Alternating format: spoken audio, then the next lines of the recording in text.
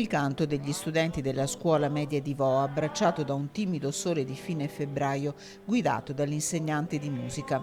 Rinascita e speranza, lo dicono come solo gli adolescenti sanno fare, con coraggiosa timidezza, la stessa che ha mosso le dita di Michelle sul flauto traverso. È stato emozionante anche perché io quando suono il flauto sono sempre ansiosa, però mi sono lasciata andare, quindi sì, è stato emozionante. Ragazzi che prima di altri hanno conosciuto il duro lockdown, come raccontano Anna ed Emma. Durante il lockdown mi sono un po' tranquillizzata perché comunque i casi erano un po' scesi e adesso sono un po' preoccupata, però come ha detto Michelle bisogna imparare un po' a conviverci e bisogna aspettare il vaccino. E anche non potendosi toccare, però si possono passare dei momenti divertenti con gli amici, non solo a scuola.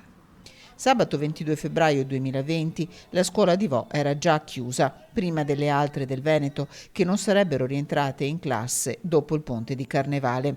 E allora dal cassetto dei ricordi il dirigente scolastico Alfonso D'Ambrosio ne estrae due che proprio alla sua scuola sono legati.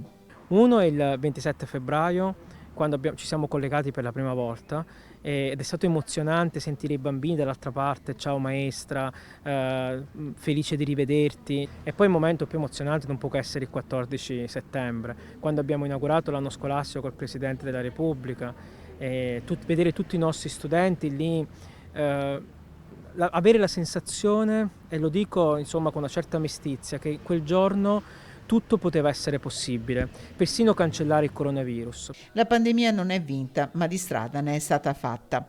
E allora lunedì i ragazzi, ognuno nella sua classe, si uniranno in videoconferenza durante una mattinata dal titolo Io ricordo, per fare memoria e riaccendere i sogni. Is the light now, never feeling inside my soul, like a spider, there's a web that you have grown.